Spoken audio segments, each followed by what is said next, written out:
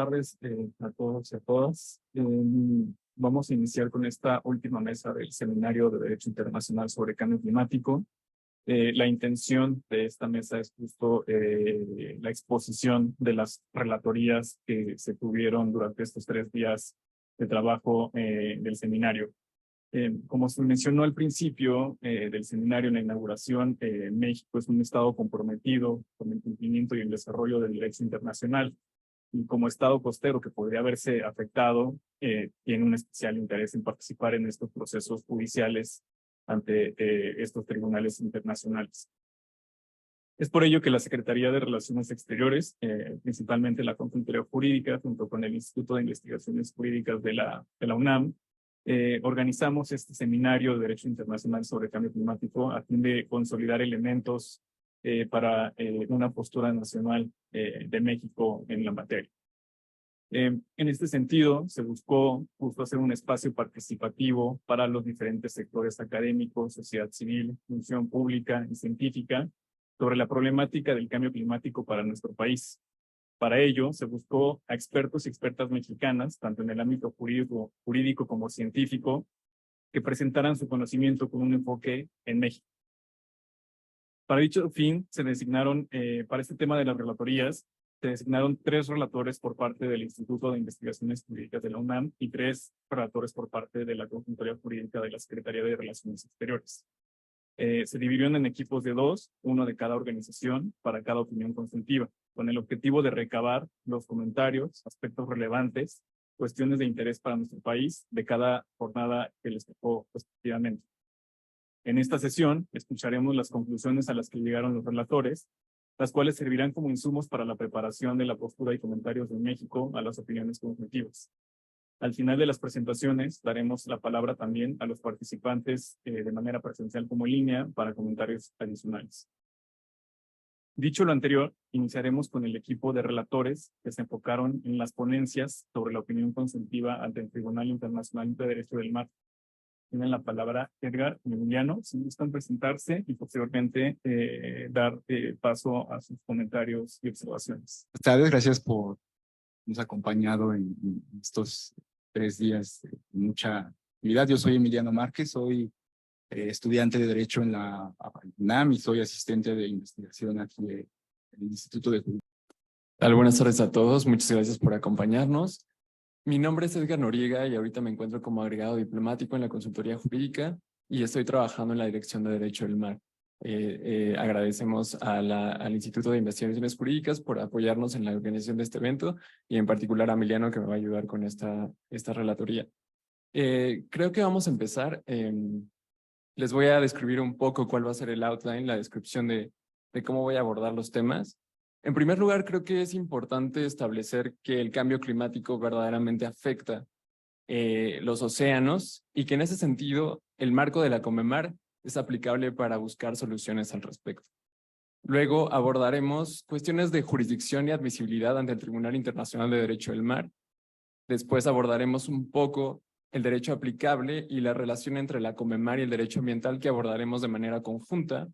Y otro de los aspectos que vamos a tomar en cuenta es algunos principios que identificamos que los ponentes quisieran impulsar y finalmente abordaremos el tema de responsabilidad. Entonces, en primer lugar, la doctora Briones y la doctora Riva Palacio nos dieron un contexto bastante amplio de cómo afecta el cambio climático y en particular las emisiones de efecto invernadero, de gases de efecto invernadero, cómo afecta al medio marino. Y en ese sentido nos clarificó muy descriptivamente cómo esta emisión de gases se encuadra perfectamente en la definición de contaminación que se encuentra en la CONMEMAR, en específico el artículo 1.1.4, y se las voy a leer para que quede en contexto. De acuerdo con este artículo, la contaminación del medio marino es la introducción por el hombre directa o indirectamente de sustancias o de energía en el medio marino, incluidos los estuarios, que produzca o pueda producir efectos nocivos, tales como daños a los recursos vivos y a la vida marina, peligros a la salud humana, obstaculización de las actividades marítimas, incluidas la pesca y otros usos legítimos del mar, deterioro de la calidad del agua, del mar para su utilización y menoscabo de los lugares de esparcimiento. como nos referían, hay factores naturales que emiten gases de efecto invernadero y que pueden contribuir al cambio climático. Sin embargo, esto es proporcionalmente mucho menor a aquellos que se emiten a través de las actividades antropogénicas. Luego, es necesario explicar que esta introducción se hace de manera directa o indirecta a través de sustancias como el CO2 y otros gases que tienen relación con los océanos y también con el calor que se produce con el cambio climático. Y esto tiene implicaciones en el medio marino de diferentes formas y también tiene implicaciones económicas y sociales. Ellas identificaron, entre otras, la pérdida de biodiversidad, peligros a la salud humana, afectación a las actividades económicas, particularmente a las pesquerías, así como poblaciones que sufren deterioro de su calidad de vida o incluso pierden sus hogares, ya que se habitan en zonas costeras. Me llama la atención que bajaron todos estos casos a cuestiones específicas en México, tal como la elevación del mar afecta en la comunidad del bosque en Centlac, Tabasco. ¿Te gustaría comentar algo más, Emilio? Recordemos que en esta primera mesa de discusión le dimos bastante importancia a las opiniones consultivas entendidas como si bien sabemos que no son vinculantes, entendemos que pueden ser una fuente material de derecho internacional en cuanto pueden servir, digamos, de base para la codificación de normas internacionales posteriores o pueden inspirar el contenido de las mismas, si bien no son vinculantes en sí. Y hacíamos una diferencia entre cómo una opinión consultiva puede ofrecer, digamos, muchas perspectivas sobre cómo enfrentar los retos más apremiantes de la comunidad internacional, siendo que en estos órganos, en este caso estábamos hablando del Tribunal de Derecho del Mar, del Tribunal Internacional de Derecho del Mar, instituye un proceso abierto en el que, digamos, los miembros de la comunidad internacional se pronuncian y esto le da pues una legitimidad democrática a lo que resuelve, digamos, en su función consultiva al tribunal. Gracias, Emiliano. Y entonces ahora vamos a continuar con un poco la parte de jurisdicción y admisibilidad del tribunal. Hay que destacar que esta función del tribunal no está expresamente establecida ni en la Convención de las Naciones Unidas sobre el Derecho del Mar y tampoco está establecida en su estatuto de creación. Su jurisdicción se deriva de una interpretación que hizo el tribunal mismo sobre el artículo 21 y que lo plasmó en el artículo 138 de su reglamento. De acuerdo con el artículo 21, el tribunal tiene jurisdicción para todas las cuestiones específicamente previstas en cualquier otro acuerdo internacional que le confiera jurisdicción.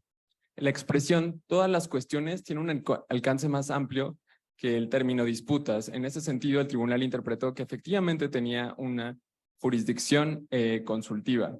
Esto fue clarificado después en su caso número 21 y a partir de ahí se establecieron 3 elementos que permiten la presentación de una opinión consultiva. Uno es la existencia de un acuerdo internacional relacionado con los propósitos de la CONMEMAR. La segunda es que la solicitud sea presentado por un órgano autorizado o a través de los mecanismos establecidos en el propio tratado. Y finalmente que la opinión sea brindada sobre una cuestión legal.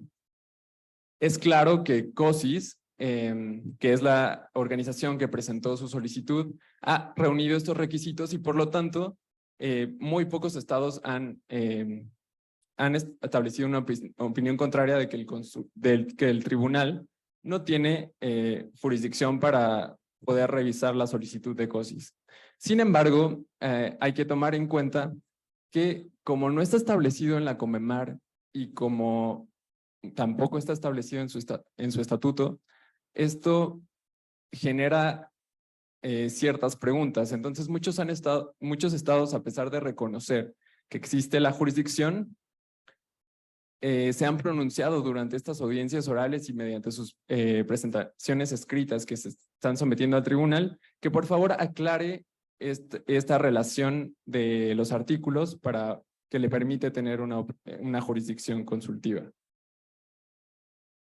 Finalmente, es de destacar que, de acuerdo con el artículo 138 del reglamento del tribunal, esta facultad para emitir opiniones consultivas es más bien una facultad discrecional. En ese sentido, el tribunal puede simplemente decidir no revisar no abordar la solicitud que se le fue sometida por COSIS.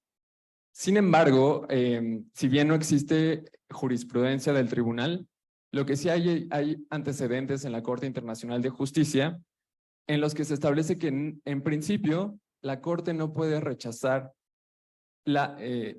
admitir la presentación de solicitudes consultivas si no es por compelling reasons. Ahora bien, hay muchos estados que han tratado de preguntarse si la aceptación de esta opinión consultiva lleva a que se haga uso de esta función de manera abusiva, ya que COSIS se creó prácticamente para poder someter esta opinión, y podrían darse muchos otros casos en los que suceda lo mismo. Y eso creo que es importante de destacar y que nos refirió el consultor jurídico adjunto B ayer, el lunes, en la última presentación. Entonces, lo que han pedido los estados durante las audiencias y sus presentaciones escritas y orales es que se brinde mayor claridad a estos procedimientos para que no se haga un abuso y quede clarificado bien cuáles van a ser los requisitos y cómo podemos hacer uso de esta función. También, bueno, ya pasando al siguiente elemento que pudimos rescatar de las primeras sesiones que estaban abocadas a este caso del Tribunal Internacional de Derecho del Mar, es que ¿cuál es la relación entre el derecho del mar y el derecho medioambiental? Y por lo tanto, ¿cuál es el derecho aplicable? Como ya vimos a través de las opiniones, más bien las presentaciones de las doctoras que nos brindaron insumos técnicos y científicos, la CONVEMAR se establece como un marco de referencia, más bien un marco jurídico, el cual es aplicable para poder proteger y prevenir los efectos del cambio climático en los océanos. Y toda la parte 12 de la CONVEMAR es aplicable, en específico a partir del artículo 192 y 194. La CONVEMAR es un tratado suficientemente flexible que permite que todos los avances científicos y tecnológicos que abarque que conforme a los avances científicos y tecnológicos se pueda ir ampliando la aplicación de la CONVEMAR de acuerdo con estos avances. Entonces, pero la CONVEMAR no es el único instrumento que se pueda aplicar. De acuerdo con el artículo 237, las disposiciones de la CONVEMAR se colocan en un marco más amplio de derecho internacional general. Entonces, aplicando otros tratados, otras normas de derecho internacional, así como principios. Y esto se describe en el artículo 237 de la CONVEMAR. Esto se refuerza además con el artículo 293, que establece que el tribunal aplicará a la CONVEMAR y demás normas de derecho internacional que no sean incompatibles con ella.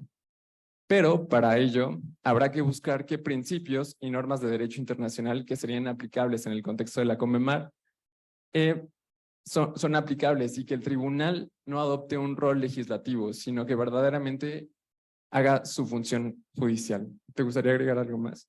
Sí, bueno, en ese mismo sentido, lo apunta Edgar y también lo señalaba la doctora Petrova, creo, en su mesa, pues que la CONVEMAR es un sistema, un régimen abierto que no excluye, digamos, la aplicación de otros instrumentos internacionales, de otras normas jurídicas en materia de derecho ambiental, en este caso, de cambio climático. Y a mí me llamó la atención mucho revisando, por ejemplo, los procedimientos escritos y orales de esta opinión consultiva 31 ante el Tribunal Internacional de Derecho del Mar, que algunos estados como Reino Unido y por otro lado la Unión Europea, que no es estado, pero la Unión Europea y Reino Unido, por ejemplo, sostuvieron la opinión o bueno, la postura de que estas obligaciones que impone la Convemar no pueden ser más severas, no pueden ser más rigurosas que las establecidas en la Convención Marco de Naciones Unidas sobre Cambio Climático, así como en el Acuerdo de París, que digamos que son dos instrumentos internacionales aplicables, que hay un consenso bastante amplio en que este caso son aplicables, pero pues esto han dicho, les digo, Reino Unido y la Unión Europea, y por ejemplo también, digo, estos son países desarrollados, pero también Timor Oriental, que es un estado establecido en una isla en el sudeste de Asia. Entonces también este estado, podríamos decir, isleño, también sostuvo esta postura en cuanto a que las obligaciones de los artículos 192 y 194 de la Convemar no pueden, digamos, sobrepasar los estándares del Acuerdo de París y de la Convención de Marco. También, por ejemplo, se mencionaba en estos mismos procedimientos, porque recordemos que el proceso sigue abierto, no ha concluido, que establece obligaciones no tanto de resultados, sino de conducta. Es decir, se dice que la Convemar prescribe comportamientos. Esto, digamos, a mí me hace pensar, por ejemplo, en este umbral de 1.5 grados centígrados que se establece en el Acuerdo de París, que pues es propiamente un resultado, ¿no? Entonces, bajo esta interpretación, digamos que las obligaciones de la Convemar no vinculan a dar resultados, sino a hacer así se menciona, como el mejor esfuerzo posible, tomando en cuenta el desarrollo y digamos, la capacidad tecnológica o financiera de cada estado, digamos, para hacer frente, pues, desde sus posibilidades al problema del cambio climático y de acuerdo también a este principio justamente de la Convención Marco, sobre las responsabilidades comunes y diferenciadas de los estados digamos, en el cambio climático, en el hacer frente al cambio climático, que pues de alguna manera este principio jurídico hace eco de estas observaciones que nos hacían las ponentes sobre cómo pues el cambio climático es un problema que impacta de manera como asimétrica, ¿no? Que algunos países se encuentran, en este caso del aumento del nivel del mar, pues eso es muy claro que los estados isleños están, digamos, en lo inmediato en mayor riesgo, ¿no? Que incluso se teme que desaparezca una buena parte de sus territorios. Entonces, bueno, esto ha sido en cuanto al proceso y al derecho aplicable, son aspectos que me han parecido interesantes. Gracias, Emiliano. En realidad, el lunes 25 sí terminaron las audiencias orales ante el tribunal, pero muchas gracias por todo este bagaje de cómo se han desarrollado las discusiones ante el tribunal. Ahora pasamos al siguiente punto donde los ponentes establecían ciertas propuestas de principios que podrían aplicar a este caso. Entre ellos se identificaron dos: el principio de prevención y el principio o enfoque precautorio. El principio de prevención concluyeron los ponentes, y de hecho es un hecho, que constituye costumbre internacional y que este principio de prevención implica otro tipo de obligaciones. Uno, prevenir el daño transfronterizo sensible; el otro es el de debida diligencia y la otra es la realización de evaluaciones del impacto ambiental. Y que todas estas obligaciones se deben enmarcar o tomar, o al cumplirlas más bien, se debe de tomar en cuenta componentes normativos para equilibrar intereses. El ponente ayer se refería justo al principio de responsabilidades comunes prediferenciadas, que es un principio que se deriva de un principio más general de equidad y de otro principio un poco menos general, que es de equidad intrageneracional. Y creo que ha sido una guía entre los ponentes que debemos de tomar en cuenta las características particulares de cada grupo. También bueno, los ponentes identificaron el principio o enfoque precautorio, que los tribunales y las cortes han estado un poco reticentes en poder declararlo como costumbre internacional. Lo más que hemos llegado es que el Tribunal Internacional del Derecho del Mar ha establecido que existe una tendencia para que se convierta en costumbre internacional. Ayer hubo una observación interesante respecto de si este principio puede ser aplicable en el caso del cambio climático cuando ya estamos sufriendo los impactos del mismo, y este principio, como lo dice su nombre, es de precaución. Este principio, para dejarlo claro, es un principio en el que se tienen que a pesar de que no exista la evidencia científica suficiente para determinar que va a haber un daño, se tiene que tomar todas las medidas adecuadas para que no ocurra. Y en ese sentido, el ponente nos decía que hay medidas que en el contexto del cambio climático podría aplicar como medidas de adaptación y de mitigación. También he escuchado argumentos interesantes al respecto de que el principio precautorio únicamente se ha aplicado a través de normas convencionales, es decir, que ya están establecidas en algún tratado o así. De hecho, en el caso número 17 ante el Tribunal Internacional de Derecho del Mar, que también tiene que ver con una opinión consultiva, pero en el marco de la Sala de Controversias de los Fondos Marinos, ahí sí se aplicó el principio precautorio, pero con base en el Código Minero que se está desarrollando en el marco de la Autoridad Internacional de los Fondos Marinos. ¿Te gustaría agregar algo más? Ok, ya para finalizar, el último punto es el tema de responsabilidad. Y aquí, de nuevo, creo que hemos escuchado en varias ponencias a todos los ponentes referirse a que justo es muy importante establecer que hay distintos grados de responsabilidad en los efectos, en las actividades que causan el cambio climático, y que debe de atenderse a ese principio de equidad para que los que contaminan más respondan de una mayor manera, y también que los efectos del cambio climático son desproporcionados, afectando principalmente a los estados menos desarrollados y, por supuesto, a los grupos más vulnerables. En ese sentido, y como nos explicaba el consultor jurídico adjunto B en la primera ponencia al final, nos comentaba que es muy importante, y probablemente sea el contenido que debamos de buscar en el principio de responsabilidades compartidas pero diferenciadas, es establecer esquemas de responsabilidad que verdaderamente vayan hacia quienes contaminan, y que esto se haga tanto a nivel interno mediante una aplicación de la debida diligencia como en el ámbito internacional. Si te gustaría cerrar con algo, Emiliano.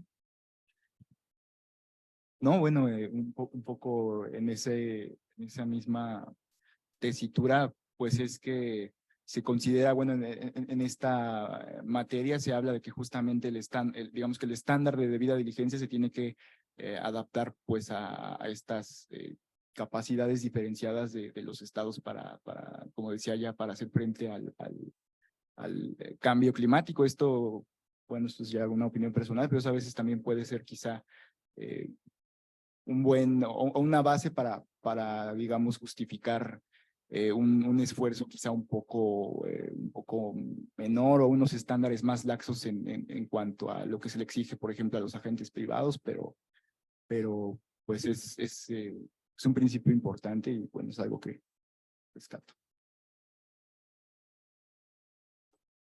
Gracias, Emiliano y Edgar, por este resumen de los temas más relevantes que se abordaron durante el primer día de conferencias. Rescataría algunos elementos que creo que son importantes de incluir en los comentarios que se envíen. El primero es todo este debate técnico-científico que concluyó que justo la emisión de gases de efecto invernadero son sustancias que contaminan efectivamente los mares y el medio marino.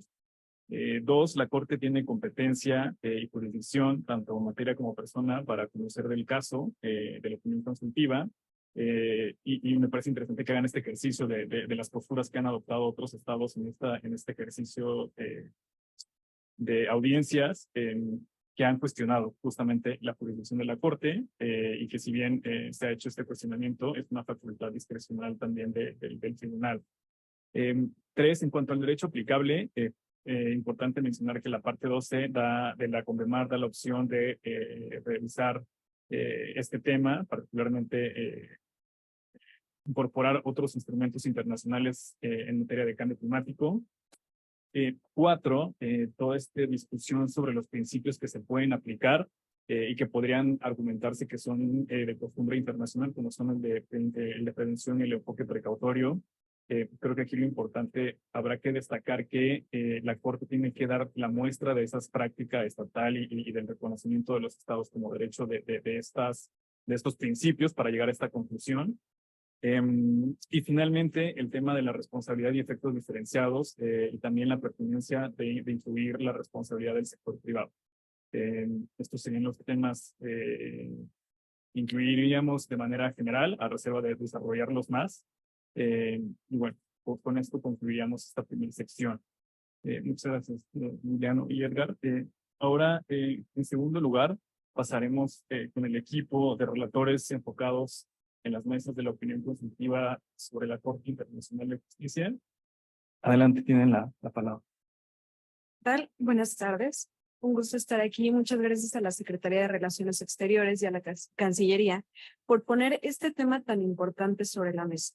Yo soy Viridiana Arellano, estudiante de la Facultad de Derecho de la UNAM y actualmente estoy como becaria del Instituto de Investigaciones Jurídicas en el programa de alta especialidad, colaborando en el Anuario Mexicano de Derecho Internacional bajo la dirección del doctor Becerra. Muchas gracias. Hola, ¿qué tal? Buenas tardes a todas las personas en el auditorio y a quienes nos siguen a través de las redes sociales. Mi nombre es Miguel Barradas. Actualmente soy agregado diplomático del Servicio Exterior Mexicano adscrito a la Consultoría Jurídica de la Secretaría de Relaciones Exteriores. Pues en el primer panel se abordó la solicitud de opinión consultiva de la Asamblea General de la ONU a la Corte Internacional de Justicia sobre las obligaciones de los estados con respecto al cambio climático, en donde las doctoras Rosalía Ibarra y Juana Nieto dieron una magnífica ponencia. El primer tema versó sobre el análisis del cambio climático sobre las diversas ramas del derecho internacional. Recordemos que, tal como comentaron mis compañeros hace un rato, la Corte tiene jurisdicción para conocer y dar opiniones consultivas sobre cualquier cuestión de derecho internacional. Por esta razón, la Asamblea General de la ONU, liderada por Vanuatu, solicitó una opinión consultiva con la intención de crear un marco jurídico respecto al cambio climático y poner sobre la mesa las siguientes cuestiones. ¿Cuáles son las obligaciones de los estados de garantizar la protección del sistema climático en favor de generaciones presentes y futuras? ¿Qué consecuencias jurídicas devienen de estas obligaciones? ¿Y los estados realmente tienen responsabilidad internacional? De ser así, ¿hasta dónde llega? La iniciativa surge de una campaña realizada por un grupo de estudiantes de Derecho de las Islas Pacífico que se vieron gravemente afectados por los efectos del cambio climático. Esta iniciativa, como comentaba, liderada por Vanuatu, promovida por 132 países, fundamentada en el principio 21 de la Declaración de Estocolmo, pretendía el establecimiento de un esquema de indemnización, pagos obligatorios y compensaciones en materia de adaptación. Sin embargo, no se terminó de aterrizar en la Convención Marco de Cambio Climático, por lo que no prosperó. Y a la fecha, las grandes potencias no han tomado medidas efectivas para el establecimiento de medidas de compensación. Ahora bien, también se comentaba sobre el preámbulo del Acuerdo de París, que establece que el cambio climático es un problema común de la humanidad y que además debe ser observado, ya que vulnera los derechos humanos. Debemos recordar que se comentó que este acuerdo es un tratado legalmente vinculante. Sin embargo, no tiene efectos coercitivos debido a que no tiene un esquema punitivo ni sancionatorio, lo que lo hace sugestivo y permisivo de cierta forma. pues permite que los estados tengan un margen de maniobra al no existir obligatoriedad, además de que brinda la facultad de que cada estado establezca contribuciones en materia de mitigación y adaptación de acuerdo con sus condiciones. En materia de pérdidas y daños, se establece que los estados pueden actuar de forma cooperativa por medio de mecanismos de facilitación, pero no se establece la responsabilidad jurídica de indemnización por daños causados.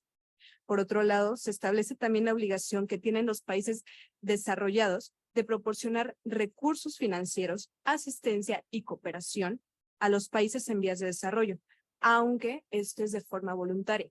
Es decir, realmente no hay obligatoriedad. En conclusión, la opinión consultiva no es vinculante ni impone obligaciones a los estados. No obstante, puede ser una herramienta importante en materia jurídica de argumentación en las Cortes.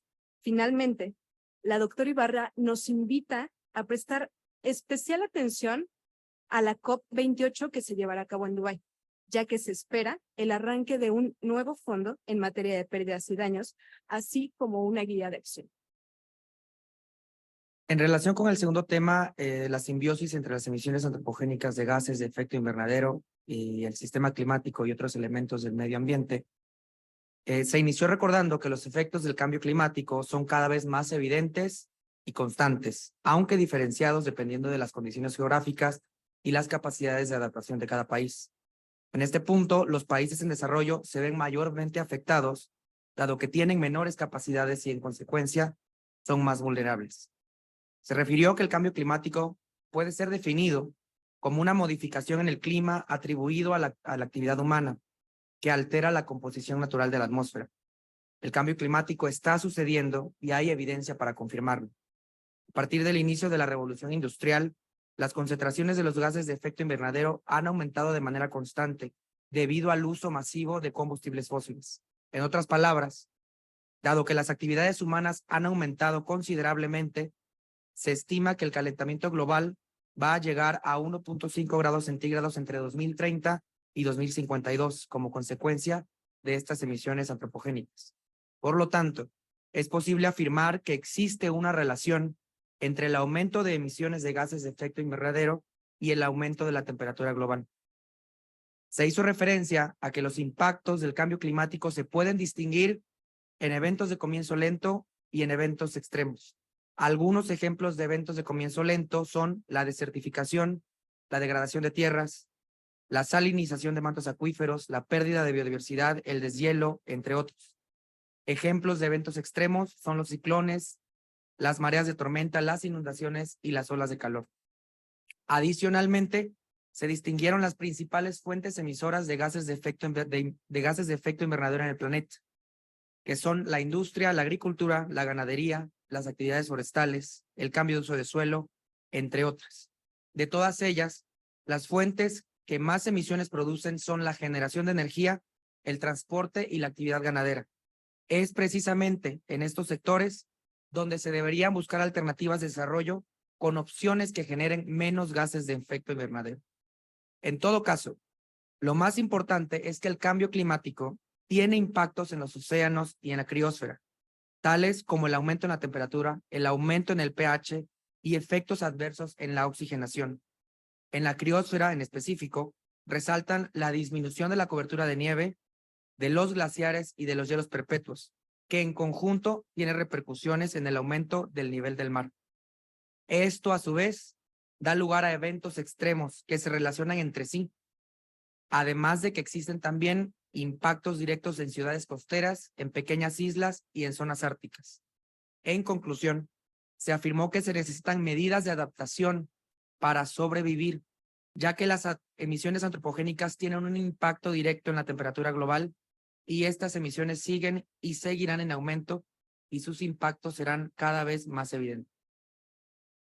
Bien, pues pasando a la segunda mesa, el doctor Carlos Carrillo, el doctor Gabriel Ferrer y el doctor Becerra abordaron 3 temas centrales, a saber, la aplicación tanto del principio precautorio, así como el principio de prevención y la obligación que se tiene de proteger y preservar el medio marino. la naturaleza de las obligaciones de los estados para garantizar la protección del sistema climático y su relación con el principio intergeneracional.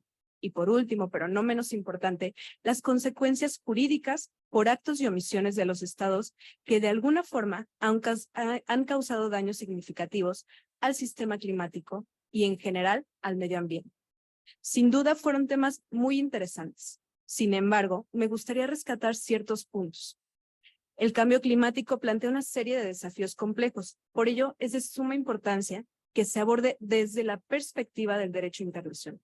Sabemos que el derecho internacional establece que los estados tienen la responsabilidad y obligación de prevenir y reducir la contaminación y los impactos de cambio climático, por lo que se les solicita la adopción de medidas que permitan limitar las emisiones de gases de efecto invernadero, promover la adaptación al cambio climático y cooperar internacionalmente. Ante esta problemática, se deben aplicar principios de derecho internacional, entre los que destacan, como comenté hace un momento, el principio precautorio y el principio de prevención. El principio 15 de la Declaración de Río o principio precautorio es indispensable, ya que establece que en situaciones de incertidumbre científica, es decir, en situaciones en las que no se tenga un sustento científico, pero que sí se pueda prever un peligro o un punto de no retorno, los estados deben anticipar medidas de protección que permitan reducir las emisiones de gases de efecto invernadero y mitigar los impactos climáticos en los ecosistemas marinos. Al mismo tiempo, deben velar por la vida, la salud y la integridad del medio ambiente en general.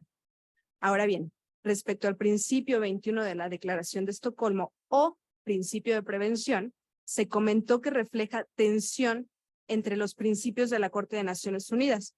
Esto debido a que reconoce la soberanía de los estados sobre la explotación de recursos naturales, aunque claro, tiene una limitación en cuanto a que obliga a los estados a que estas actividades de explotación se lleven a cabo dentro de su que estas actividades de explotación que se lleven a cabo dentro de su jurisdicción no perjudiquen el medio ambiente.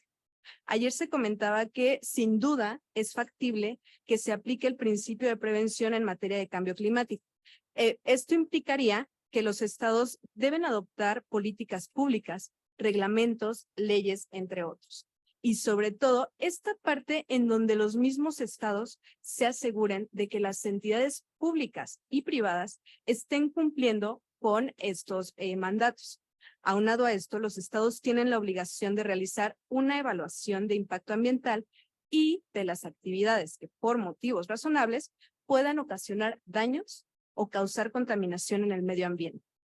Al final del día debemos recordar que para que este principio se pueda aplicar, es indispensable atender las condiciones socioeconómicas de cada estado, pues estos actuarán de acuerdo a sus posibilidades.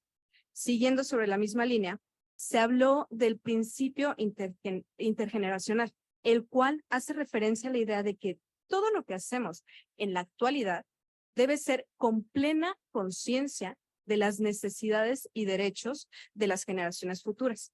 En materia de cambio climático, esto implica que los estados desde ya deben tomar medidas contundentes y relevantes para evitar este punto de no retorno que se ha mencionado, pues esto puede representar daños irreparables en el medio ambiente y con ello afectación significativa para las generaciones futuras. El Acuerdo de París, por otro lado, reconoce el problema que representa el cambio climático y establece compromisos para la reducción de emisiones y la adaptación al cambio climático, en el que incorpora precisamente principios intergeneracionales y la responsabilidad internacional de los estados de forma compartida. Respecto a las consecuencias jurídicas por actos u omisiones de los estados, en primera instancia, debemos recordar, como lo comentaba el doctor Becerra, las opiniones consultivas técnicamente no son jurídicamente vinculantes. Sin embargo, pretenden identificar y recopilar el derecho consuetudinario. Además, no hay un tratado internacional que establezca como tal la responsabilidad internacional en materia de cambio climático, pues se plantea que la responsabilidad es de todos. La responsabilidad internacional se mide por actos o falta de estos por parte del Estado que acarrea repercusiones y constituye una violación a una obligación internacional. Es ahí cuando se establece precisamente esta responsabilidad atribuible a los estados. Se comentaba que en principio se debe mover al Estado con la finalidad de agotar los recursos internos, es decir, de derecho nacional, para posteriormente realizar la reclamación a nivel internacional. Si bien establecer la responsabilidad internacional de los estados por daños causados por el cambio climático es un tanto complejo, por lo que comentábamos anteriormente, podemos destacar que, por ejemplo, la Convención Marco de las Naciones Unidas sobre el Cambio Climático establece un marco para la cooperación internacional en esta lucha. Los estados parte tienen la responsabilidad de tomar medidas para mitigar y adaptarse al cambio climático. Asimismo, el Acuerdo de París establece objetivos específicos que tienen la intención de limitar el calentamiento global y las emisiones de gases de efecto invernadero. Además, es necesario mencionar que con la evolución de la ciencia, cada vez es más tangible el hecho de poder demostrar la relación entre actos y omisiones de los estados con daños específicos. Gracias. En relación con el último tema tratado el día de ayer, respecto a los efectos del aumento del nivel del mar y la integridad territorial de los estados, se inició aclarando que la solicitud de opinión consultiva ante la Corte Internacional de Justicia no incluye una referencia explícita a la integridad territorial de los estados, pero que existe la posibilidad de que la Corte se pronuncie al respecto, o que al menos esto sería deseable. Igualmente se recordó que en dicha solicitud se incluyeron una gran variedad de materiales documentales como tratados, reportes, que hacen referencia al desarrollo del derecho internacional, específicamente los extractos de los informes anuales que presenta la Comisión de Derecho Internacional. Se aclaró que efectivamente hay una relación clara entre el aumento del nivel del mar y la integridad territorial de los estados. En primer lugar, el aumento del nivel del mar tiene un impacto directo sobre las líneas de base desde las que se mide el mar territorial y el resto de las áreas marinas bajo jurisdicción nacional. También a partir de estas bases se mide el espacio aéreo por encima del mar territorial y es también a partir de las líneas de base que se miden por defecto las proporciones de alta mar. Esto ha dado pie a debatir si las líneas de base son estáticas o si es posible que sean dinámicas, dependiendo de las circunstancias a través del tiempo, tales como el aumento de los niveles del mar. En el ámbito nacional, recordemos que el artículo 42 de la Constitución hace referencia a la extensión del territorio, incluyendo los mares bajo jurisdicción nacional, por lo que un potencial aumento del nivel del mar podría, potencialmente, modificar la extensión del territorio partiendo del supuesto de que las líneas de base son efectivamente modificables. Aquí vale la pena preguntarse qué pasaría si algunas de nuestras islas quedaran sumergidas. ¿Implicaría la pérdida de territorio nacional conforme el mar vaya ganando terreno? Por estas razones se concluyó que México puede tener y debe tener un interés activo en el tema y debe analizar su propio régimen legal para determinar cómo el cambio climático podría afectar la realidad nacional. Finalmente, en el tema de los refugiados climáticos y la movilidad humana, se indicó que gracias a la función consultiva de la Corte, existe la oportunidad de impulsar el desarrollo progresivo del derecho internacional en este tema. Se puso como ejemplo las preguntas planteadas a la Corte Interamericana por parte de Colombia y Chile, en donde se abordan los efectos de la movilidad por motivos ambientales en los derechos humanos. Dado que el cambio climático afecta a áreas completas del planeta, esto implica que potencialmente se podrían generar desplazamientos de personas por motivos ambientales en múltiples áreas geográficas. Como sabemos, la Convención sobre el Estatuto de los Refugiados incluye algunos supuestos que permiten a unas personas solicitar el estatus de refugiado y que fueron incluidos en la Convención para atender una situación particular en el periodo de guerras. No obstante, esta noción ha ido evolucionando a través del tiempo y ejemplo de ello es la Declaración de Cartagena, que incluye otros supuestos para solicitar asilo, tales como la violencia, los conflictos internos, la violación masiva de derechos humanos, entre otros. Se hizo mención a que precisamente el término de refugio climático o refugio ambiental se empezó a usar en 1985 y que muchos grupos especializados han intervenido en la delimitación del problema, incluyendo órganos de derechos humanos y tribunales nacionales, regionales e internacionales. El debate académico alrededor del tema también se empezó a generar en Australia y Nueva Zelanda, en razón de los flujos de personas provenientes de las islas del Pacífico que buscaban una mejor vida o que ya no podían vivir en su lugar de residencia por razones climáticas. Por solo citar un ejemplo, en Daniel Billy y otros contra Australia, el Comité de Derechos Humanos, aunque no analizó el tema de la movilidad por motivos climáticos, sí reconoció que Australia debió haber tomado medidas frente a los cambios adversos provocados por el cambio climático en las comunidades indígenas de las islas del Estrecho de Torres. En resumen, lo que se esperaría es que los tribunales interpelados para brindar sus opiniones en estas tres solicitudes establezcan si existe un impacto a la movilidad humana por razones de cambio climático, a pesar de que no hayan sido consultados explícitamente sobre el tema. Adicionalmente, cerraron indicando algunas posibilidades para abordar el tema de la movilidad por motivos ambientales. Uno, la posibilidad de actualizar la definición de refugiado, aunque esto se antoja un poco difícil dado que la convención solamente ha sido modificada en una ocasión. Otra posibilidad es la de generar soluciones regionales, como en el ámbito interamericano, dado que el fenómeno de la movilidad afecta de manera diferenciada a las distintas regiones del mundo. Otra opción es documentar con mayor énfasis estos fenómenos para analizar los efectos del cambio climático en las distintas regiones y determinar si las personas en movilidad tienen un factor más, el ambiental, para desplazarse a otras áreas. En general, se concluyó con la idea de que es importante buscar soluciones a largo plazo en el ámbito regional e internacional en el tema de la movilidad por asuntos ambientales, recordando que algunas soluciones legislativas internas pueden ser igualmente importantes. Eso sería todo. Gracias, Miguel y Viviana, por este exhaustivo análisis del segundo día de trabajo del seminario. Trataré de recabar algunos de las conclusiones a las que llegaron y que creo que son de los temas que también se tendrán que abordar en esta segunda opinión consultiva ante Corte Internacional de Justicia.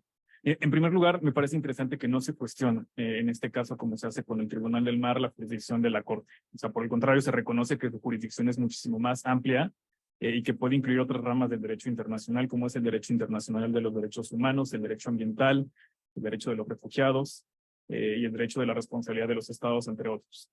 La Corte, en este sentido, tendrá que ser cuidadosa con la relación de estas ramas del derecho para evitar que se fraccione el derecho internacional. Un tema que se tendrá que abordar también son las pérdidas, daños y la responsabilidad de los estados que también se contemplan los costos que tendrán que contemplarse los costos que tendrá que tener para generaciones futuras. Un concepto que, como bien se mencionaba, se encuentra reconocido en diferentes instrumentos, como podría ser la propia Carta de las Naciones Unidas. Otro tema que se concluyó es que los efectos del cambio climático son en el medio ambiente en general, que van más allá del medio marino, y que también con ellos se tendrá que abordar los daños que se causan en general. Las obligaciones de los estados en materia de prevención del cambio climático y su relación entre instrumentos denominados de soft law, el impacto del cambio climático con las líneas de base y los efectos que tendrá particularmente en nuestro país y en lo que podría ser en la legislación interna, hablando de las islas. Y finalmente, todo este tema de flujos migratorios por motivos ambientales, tomando en cuenta que nuestro país es un país de origen, tránsito, destino. Entonces, con esto concluiríamos esta segunda reflexión del segundo día de jornadas. Muchas gracias, Miguel y Viviana. Y pasaríamos a la última mesa, que es la mesa o la relatoría enfocada en la opinión constitutiva sobre Corte Interamericana de Derechos Humanos con Conrado y Bruno. Palabra, Conrado y Bruno. Adelante, muchas gracias. Muchas gracias, Uriel. Es un gusto estar aquí con ustedes, tanto las personas que están en el auditorio como las que están siguiéndonos en línea. Me presento, mi nombre es Diego Conrado Vela. Soy agregado diplomático, miembro del Servicio Exterior Mexicano y actualmente estoy adscrito en la Consultoría Jurídica de la Secretaría de Relaciones Exteriores. Bueno, gracias, Diego. Mi nombre es Bruno Ruiz Maravilla. Soy estudiante de la Facultad de Derecho de la UNAM. Actualmente soy becario del doctor Becerra. Estoy asignado a la línea de investigación hacia un Estado de Derecho internacional. Bueno, por mi parte, esa sería mi presentación. Por favor, puedes comenzar.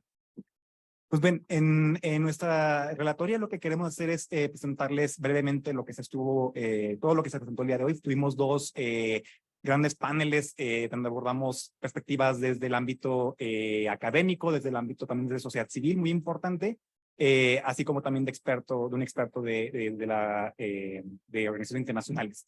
Entonces, yo abordaré un poco de detalle el primer panel. Mi compañero Bruno va a dar algunos comentarios. Posteriormente, Bruno abordará el segundo panel que tuvimos. Yo daré algunos comentarios y posteriormente cerraremos con algunas reflexiones sobre lo que se alcanzó.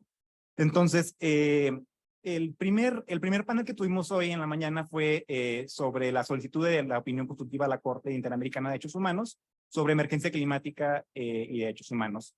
Entonces, se tuvieron dos temas principales, que fue por un lado la emergencia climática y derechos humanos, que lo abordó el doctor Jorge Ulises Carmona Tinoco, y en segundo punto fue obligaciones de los estados frente a la emergencia climática de conformidad con la Convención Interamericana por parte del doctor Jorge Francisco Calderón Gamboa. En el primer tema, me parece importante destacar que el doctor destaca que parecería una obviedad, pero no lo es, el tema del medio ambiente sano. Entonces, esto se tomó como un tema, digamos, un hilo conductor de cómo se debe de proteger el medio ambiente como un derecho humano, que es algo que aborda la Corte Interamericana de Derechos Humanos, y es una condicionante para satisfacción de los demás derechos como vida, salud y desarrollo sostenible.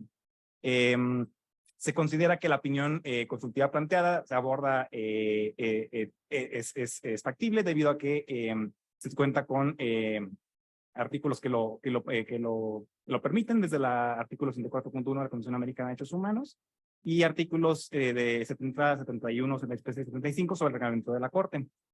Tenemos actualmente presentada solicitud de una opinión consultiva por parte de Chile y Colombia, que abordan 25 preguntas principales en 6 puntos muy amplios. No más para hacer una mención, es sobre obligaciones estatales derivadas de los deberes de prevención y garantía de derechos humanos vinculadas frente a la emergencia climática, obligaciones estatales de preservar el derecho a la vida y la sobrevivencia frente a la emergencia climática a la luz de lo establecido por la Ciencia de los Derechos Humanos, obligaciones diferenciales de los estados con respecto a los derechos de niños, niñas y nuevas generaciones frente a la emergencia climática, sobre las obligaciones estatales emergentes de los procedimientos de consulta y judiciales a la emergencia climática, sobre las obligaciones convencionales de protección y prevención a las personas defensoras del ambiente y del territorio, así como las mujeres, pueblos indígenas y comunidades afrodescendientes en el marco de la emergencia climática, y sobre las obligaciones y responsabilidades compartidas y diferenciadas de derechos de los estados frente a la emergencia climática. Frente, bueno, a este grande corpus que solicitó tanto Chile como Colombia, nuestro panelista abordó una serie de expectativas, que básicamente que el tribunal pueda guiar soluciones en materia de derechos humanos, de interseccionalidad a nivel tanto individual, regional y global. Y también se abordó mucho la parte de la diferenciación de, bueno, esta parte de quienes tienen que aportar más y quienes también sufren más por las implicaciones del cambio climático.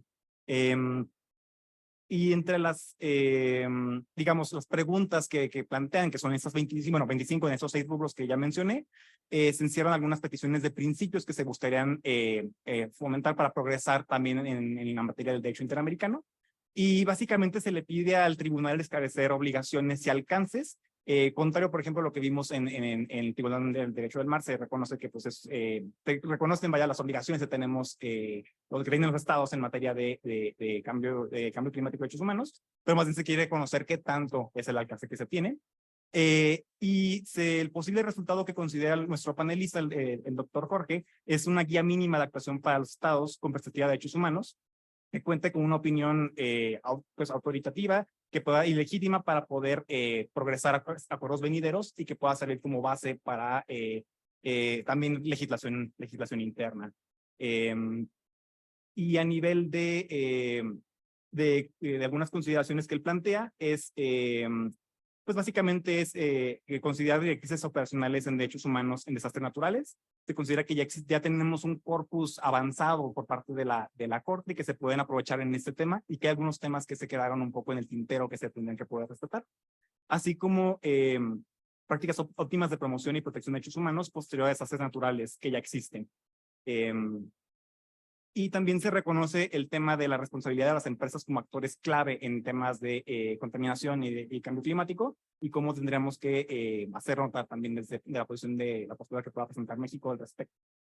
En la segunda presentación del doctor Jorge Calderón Gamboa sobre el análisis de la emergencia climática a la luz de la Convención Americana de Derechos Humanos, se reconoce que antes del 2017 no se tenía, no se reconocía como derecho autónomo el medio ambiente sano. Sin embargo, esto ya ha ido cambiando y ha sido bastante progresiva la Corte en ese respecto. En particular con el artículo, con el caso de Lagos de Campo, donde también se abordaron los derechos DESCA, económicos, sociales, culturales y ambientales. Y digamos que también se abordó una visión también de una interpretación bastante ampliada del artículo 26, donde se aborda, digamos, una visión de protección del medio ambiente, protección ecocéntrica, que puede ser importante para para la opinión consultiva. Digamos, también algo que se destacó por parte del doctor fue de que tenemos esta carrera judicial por procedimientos climáticos, que ya es lo que estamos viendo también con el Tribunal Europeo de Derechos Humanos, que digamos a la par tenemos estas discusiones sobre el caso de presentar responsables a los estados por incumplimiento de los objetivos de disminución de gases de efecto invernadero, por ejemplo, y que tenemos también en el caso de la Corte Interamericana de Derechos Humanos, tiene herramientas amplias y protectoras para un pronunciamiento muy relevante que pueda ser bastante útil. Entonces, este proceso de participación también en la Corte es mucho más amplio que en otras cortes que tenemos. Tenemos estos escritos de partes y amicus curiae que reconoce el doctor y que, digamos, va a darnos una posibilidad de que más personas, organizaciones puedan involucrarse en este proceso.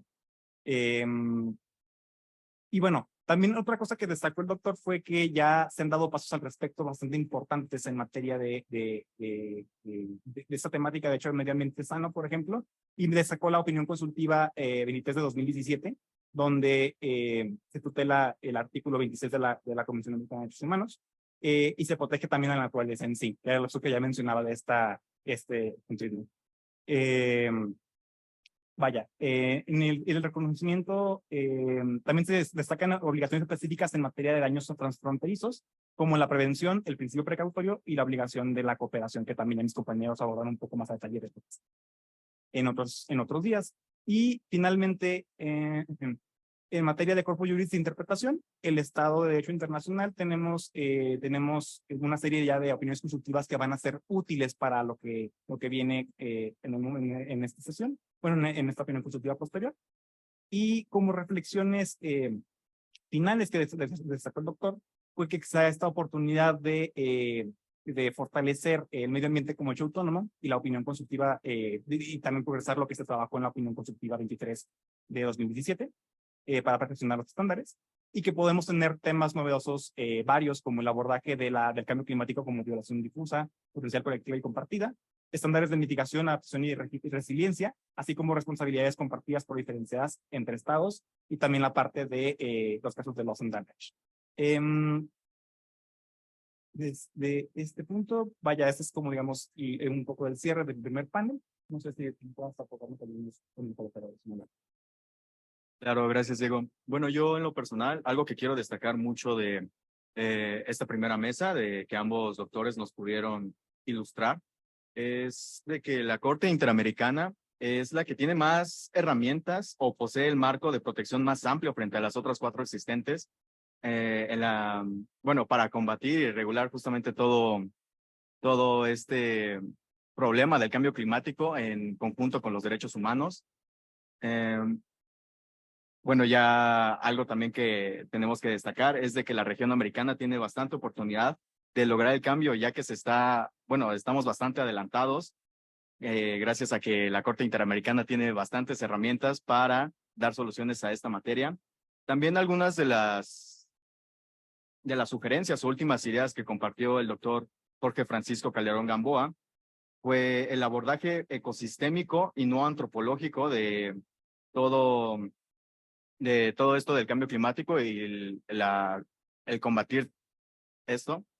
También, por ejemplo, la obligación del Estado para capacitar a las instituciones frente al cambio climático, e incluyendo el tema de la regulación energética. Esto es muy importante y también debemos de hacer un énfasis, ya que también tiene cierto grado de contaminación, toda la energía que usamos y los residuos fósiles que emitimos. También algo que se me quedó grabado mucho de una mesa o de las ponencias, no recuerdo en particular qué doctor o quién dijo esto, pero es ese conjunto de que no debemos de solamente responsabilizar a las empresas o a las grandes compañías que emiten todas estas emisiones que son contaminantes para nuestro medio ambiente, sino que cada uno genera su propia huella de carbono. Entonces, creo que es importante hacer un énfasis en esto. Y también algo que puedo destacar es que debemos de implementar los juzgados ambientales. Bueno, el doctor Gamboa lo dijo así. Y por mi parte creo que sería todo de la primera mesa. Si gustas, pasamos ya a la segunda. Bueno, en la segunda mesa empezamos tratando más, el título fue México frente a la emergencia climática como estado costero. Énfasis en los derechos de los grupos vulnerables. Empezamos con el punto de partida, emergencia climática, donde es necesario hacer un enfoque diferenciado entre los grupos vulnerables. Esto podría limitar la garantía de los derechos humanos y amenazar los avances logrados durante los últimos 50 años, como nos lo expuso la doctora Marisol, en materia de desarrollo y salud. Señalamos que un clima seguro forma parte de los elementos sustantivos del derecho para lograr un medio ambiente sano, y también algo que debemos de hacer es redoblar esfuerzos para lograr el mejoramiento de estos mismos.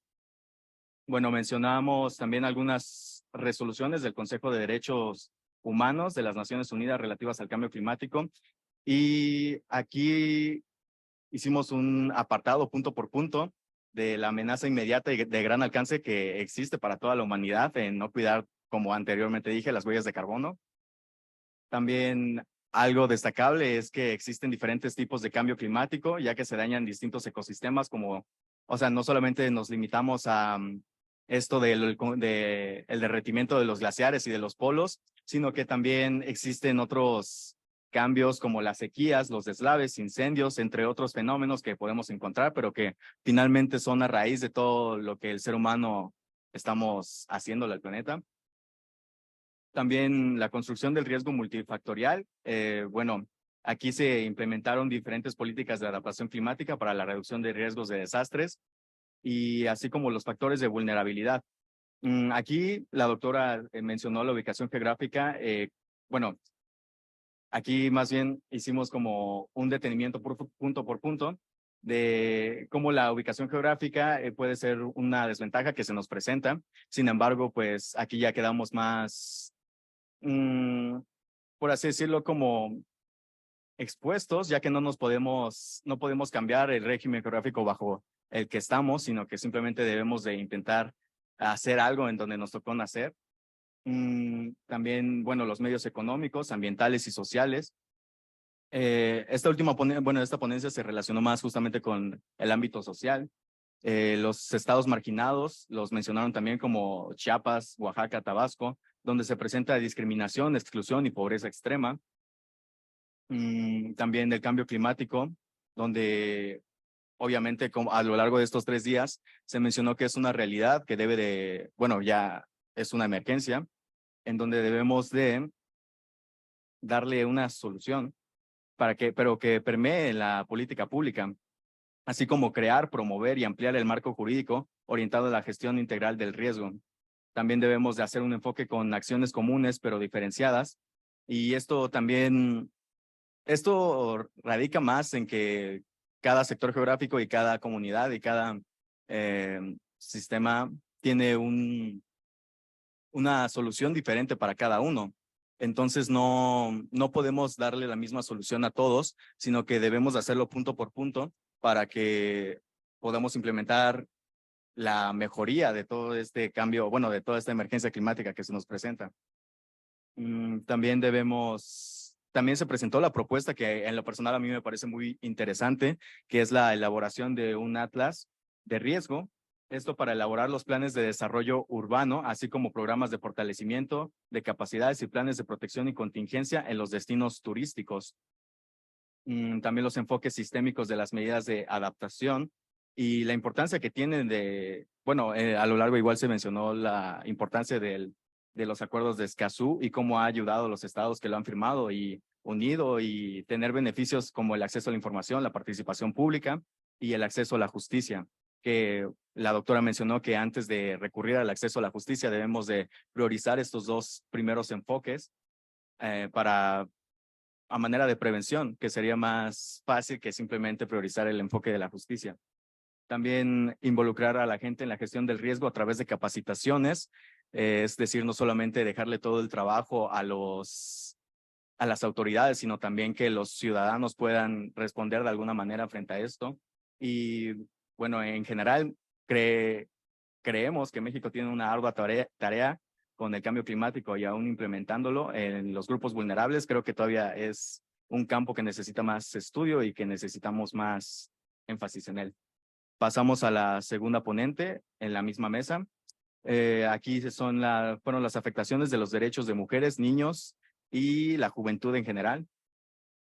Bueno, aquí debemos de exponer que el hecho de cómo se expulsan los jóvenes de sus comunidades y los lugares de origen buscando mejores oportunidades, esto es algo que tenemos muy presente, todos los mexicanos justamente, quienes no hemos escuchado de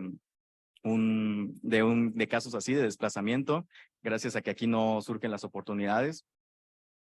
Bueno, justamente algo que necesitamos recalcar es cómo se desvinculan estas mismas personas que están migrando a otros países o a otros lugares para buscar mejores oportunidades, cómo se desvinculan de todo de toda su comunidad y de todas sus raíces, por así decirlo, y eso solamente lo deja mucho más en marginación.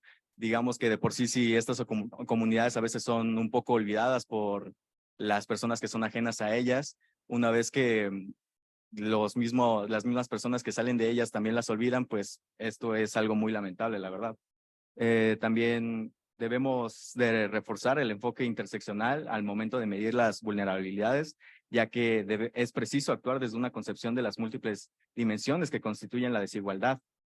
También se hace énfasis en que no se hace una participación genuinamente activa, ya que por lo general siempre que se le quiere dar una solución a estos compromisos, se les dan falsas soluciones que en realidad no se adecúan a su situación actual. Entonces, creo que también creemos que de verdad debe de haber un cierto interés en esto. También algo que repasamos mucho fue lo de que se plantean los contrastes y desigualdades relacionadas a las cuestiones de género y en cómo se viene arrastrando un impacto negativo desde la pandemia en relación con los patrones de la feminización de la pobreza. También, por ejemplo, las mujeres rurales, indígenas y afrodescendientes que siempre han estado expuestas ante la criminalización de sus actos, que son solamente una manifestación de su lucha histórica por defender sus derechos y territorios que son socavados por el sistema patriarcal y capitalista, en palabras de la doctora. En general, creo que para resumir, se cree que es urgente la recaudación de las empresas damnificadoras para que reparen el daño que se está ocasionando. Y, a manera de conclusiones, como se vino reiterando todos estos 3 días, la crisis climática es un problema ocasionado por el modelo de desarrollo económico, aunado a las consecuencias de la desigualdad económica en el sistema actual. Y por mi parte sería todo. No sé si quieras comentar algo, Diego, por favor. Muchas gracias. Sí, digamos, a forma ya de un poco de cierre de este panel, pues esta parte donde se nos reiteró por parte de la doctora Marisol Anglés, que se ha obviado el tema de derechos humanos ante la emergencia climática, esta relación de derechos humanos con cambio climático y estos impactos que generan a grupos con altos niveles de vulnerabilidad. Entonces, esta parte de reconocer la importancia de la transversalidad de las políticas y también de la interseccionalidad de los impactos que puede tener para las personas estas afectaciones en materia de cambio climático. Y bueno, ya tenemos esta parte como ya mencionaba Bruno, un poco reconocer las obligaciones en materia de derechos humanos sobre el disfrute de un medio ambiente sin riesgos, limpio, saludable y sostenible. También un poco de lo que nos presentó la doctora Marisol, que destacó bastante, fue el reconocer cómo México, como también lo mencionaba ya Bruno, tenemos este gran alto nivel de vulnerabilidad en muchos municipios costeros y mucha población que vive en las costas. Entonces, esto y nuestra diversidad ecológica y ecosistémica nos obliga a tener respuestas muy particulares para cada tipo de estos fenómenos. Entonces, a mí me gustó mucho esa parte de las acciones a implementar y una serie de iniciativas de política pública que tendremos que considerar a futuro para materias como esta implementación de los acuerdos de riesgos. Y por parte de Nacheli Noriega Izquierdo, también este reconocimiento de las múltiples desigualdades y cómo es un determinante crítico que afecta de manera desproporcionada a las personas que también, paradójicamente, como ella decía, son las que menos emisiones o menos contaminación generan.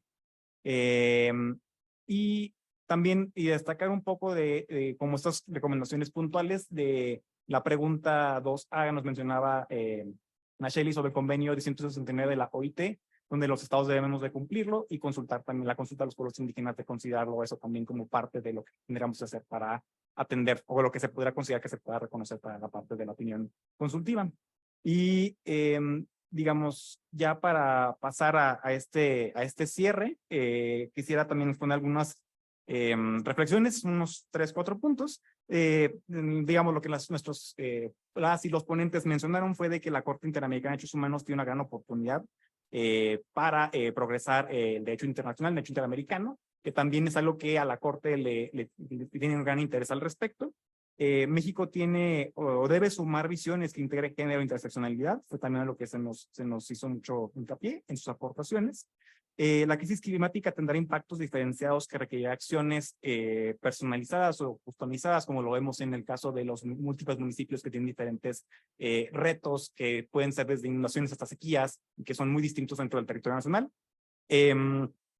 Y es también valioso que la Corte Interamericana de Derechos Humanos se posicione al respecto, ya que ayuda a esto a generar acuerdos venideros, ayuda a los estados también a tener una guía mínima de lo que tendrían que estar haciendo si no lo están haciendo ya, y centrar también esta perspectiva de derechos humanos en materia de derecho internacional del medio ambiente.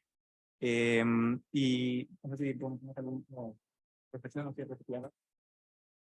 Pues en general creo que de las mesas ya está bastante cubierto todo. Simplemente ya por mi parte solamente quedaría agradecer a la Cancillería y a la Secretaría de Relaciones Exteriores por implementar justamente estas mesas de conversación durante estos 3 días, que han sido un arduo trabajo, pero la verdad ha sido bastante estimulante, yo creo que para todos los que nos han acompañado y en lo personal también para mí, ya que simplemente he aprendido muchísimo acerca del cambio climático y lo necesario y cómo se relaciona estrechamente con el derecho. Entonces, sí, bueno, la multidisciplinaridad de las ramas justamente.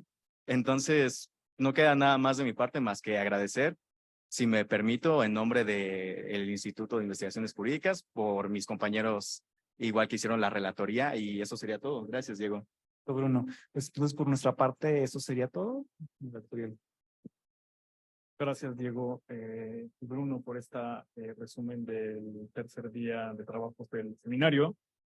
Hay muchísimos puntos que abordar con esta opinión consultiva de la Corte Interamericana. Sin embargo, creo que uno de los más importantes es con uno que concluiste, Diego, sobre la importancia de reflexionar por el impacto diferenciado de los efectos del cambio climático en los derechos humanos y la importancia también de darle un enfoque de género e interseccional. Esto es abordando temas de mujeres migrantes, mujeres protectoras de derechos humanos, mujeres indígenas, etcétera, los retos que presentan para otros grupos vulnerables.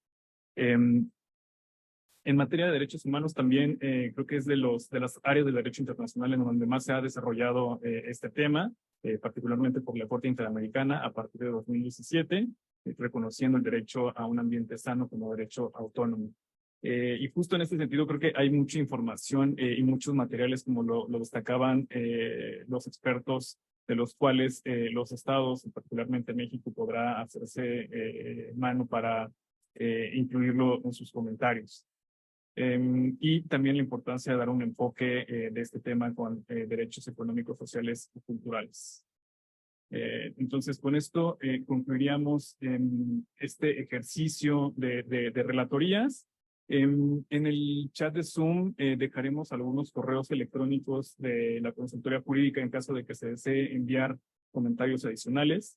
Sin duda alguna, los insumos que recabemos de este seminario, los elementos que nos envíen por escrito y los que tengamos de otras oficinas de la administración pública serán fundamentales para la construcción de una postura de Estado ante una problemática global. Los documentos que se trabajen y que sean remitidos a estos tribunales internacionales serán difundidos conforme a los tiempos procesales que se fijen por los propios. Digamos, esta tercera y última mesa del día. Muchas gracias, Diego Bruno. Y solamente invitar al doctor Becerra para clausurar el seminario.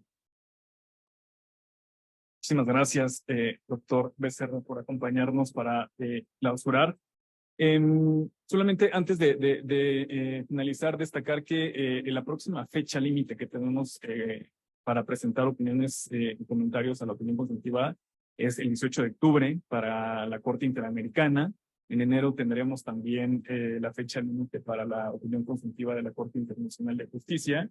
Y por lo que se refiere al Tribunal Internacional del Mar, como lo señaló el consultor jurídico al iniciar este seminario, presentaremos un documento de posición que refleje justamente la postura estatal sobre este tema ante el Tribunal del Mar.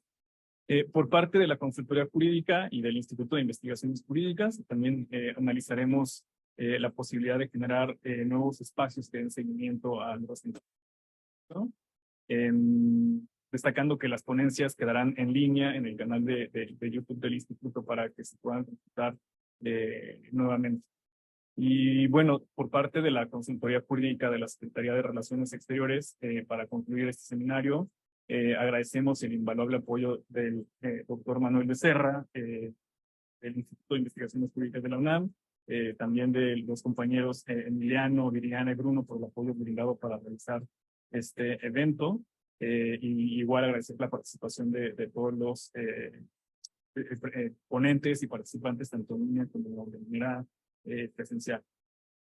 En estos últimos 3 días hemos tenido una gran nivel de discusión por expertos en derecho internacional de los derechos humanos, derecho internacional del medio ambiente, fundamentalmente, y científicos, que definitivamente alrededor de tres opiniones consultivas de tribunales internacionales, lo cual desde mi perspectiva ha cumplido ciertos objetivos que tiene la universidad, es decir, la investigación y la difusión de la cultura. Y una de las cuestiones que también son muy importantes es que estamos trabajando directamente con la consultoría jurídica de la Secretaría de Relaciones Exteriores, y esto es muy importante decirlo, puesto que estamos trabajando desde la perspectiva de la aplicación del derecho internacional y, por otra parte, la investigación, la academia, y esto es una gran virtud. Desde mi perspectiva también, este tiene un gran objetivo, es divulgar el conocimiento, poner a nivel de hoy durante una de las mesas se habló de la sociedad civil, es poner a disposición de la población en términos generales las discusiones en excelente nivel sobre aspectos que indudablemente tocan y preocupan a todo nuestro país, y no solamente nuestro país, sino a nivel mundial. Pues yo en esa perspectiva, además con la gran expectativa de ver cuál va a ser la respuesta de los 3 tribunales internacionales sobre estas opiniones consultivas, que quizás nos den motivo también para otra reunión una vez que ya se tengan, y no solamente eso, sino quizás otro tipo de proyectos que podamos realizar.